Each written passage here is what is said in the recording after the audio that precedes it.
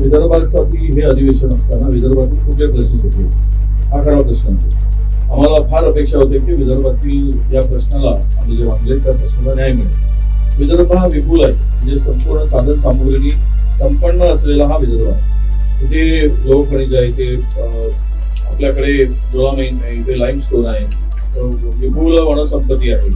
आणि आम्ही काल विचारलो होतो की तुम्ही माननीय मुख्यमंत्र्यांना की हे सरकार स्थापन झाल्यापासून 2014 पासून 2025 पर्यंत सुरुवात केली आणि त्या धरणाचा एंड केला, असं एक तरी धरण त्याचं नाव आपण सांगावं. आकडेवारी मोठी सांगितली. मला वाटतं की संपूर्ण मुख्यमंत्री मोदयांचं भाषण आणि त्याची जर गोळाबेरीज केली तर भारताचं बजेट होईल अशा प्रकारची ती आकडेवारी. जर भारताचं बजेट कमी पडेल की काय असं आपण जर सगळ्यांनी ऐकलं असेल तर त्यातून ते होईल.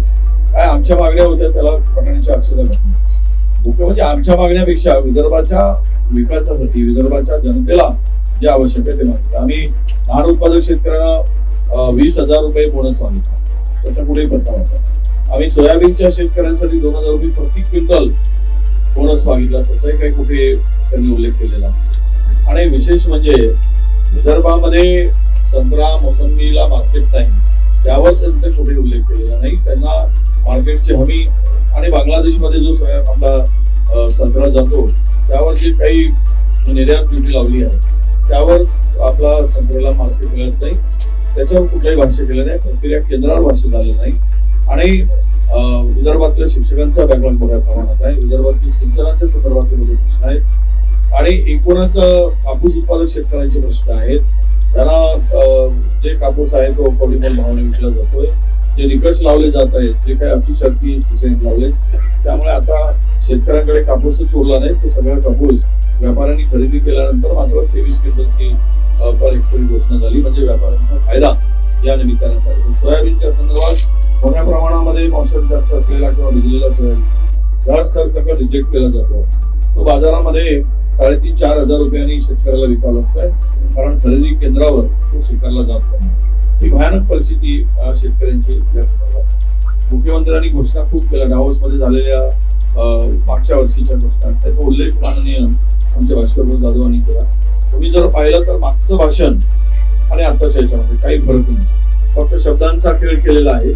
आणि एक 7 दिवसाचं अधिवेशन म्हणजे वांजोरचं अधिवेशन याचा उल्लेख करावा लागतो. वांजोर ज्याला काही निष्पत्ती नाही, काही निष्पत्ती नाही आणि नाही कुठला ठोस निर्णय, या अधिवेशनाची फलश्रुती आता आम्हाला दिसते. मला त्याचा विस्तृतपणे माननीय भास्कर जाधव साहेबांनी केला. एक विषय सांगतो आपल्याला की शिक्षक भरतीच्या संदर्भात शाळा बंद पडल्या विदर्भाच्या आणि तिथे झालेला आयरी शाळांचा घोटाळा त्यावर काही होईल असं वाटत होतं. काल परवा आपण पाहिलं की 2 अधिकाऱ्यांना पुन्हा अटक झाली. हा प्रचंड मोठा घोटाळा आहे, त्याची संतगतीने चौकशी सुरू आहे. आम्ही अंतिम आठवड्यावर जे प्रश्न उपस्थित केले होते एकाही प्रश्नाला उत्तर दिलं नाही. महिला आणि मुलीवरील अत्याचारामध्ये आकडे सांगितले नाही, ते आम्ही किती महिला शोधतो आहोत तेवढंच सांगितलं. आज गुन्हेगारांचा आलेख वाढलाय त्यांनी ते मान्यच केलं. आणि ड्रग्स मध्ये आम्ही फक्त ड्रग शोधतो आहोत, आम्ही सक्षम यंत्रणा उभी केली आणि त्यामुळं हे पकडले जातात. हे पकडले गेले एवढे आहेत, पण हा ड्रग्सच्या विळख्यात महाराष्ट्र सापडला आहे त्यावर कुठे ठोस अशी उपाययोजना नाही. येतो कुठून ड्रग्स एवढ्या मोठ्या प्रमाणात आणि याचे लिंक कुठपर्यंत आहे, मुख्य आरोपी यामध्ये जे आहेत ते का पकडले जात नाही आणि पूर्ण पिढी उद्ध्वस्त होत आहे. युवा पिढी विदर्भामध्ये फार मोठा विळखा या ड्रग्स आणि अंमली पदार्थांचा विदर्भाला आलेला आहे.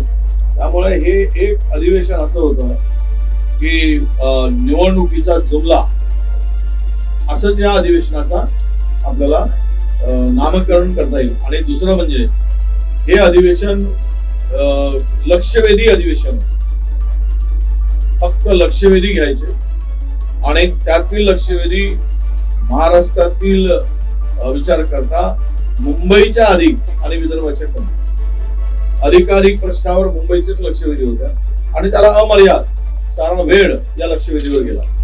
कोरोनावर चर्चा करण्यासाठी अजिबात नाही. कुपोषणाचा प्रश्न मोठा आहे. 46,000 लहान नवजात बालकांचा मृत्यू झाला त्यावर काही उपाययोजना नाही. अनेक ठिकाणी गैरप्रकार भ्रष्टाचार मोठ्या प्रमाणात वाढलेला. आम्ही काही उदाहरणं दिली कसे कसे भ्रष्टाचार झालेला आहे, त्याच्यावर काही त्याला उत्तर नाही.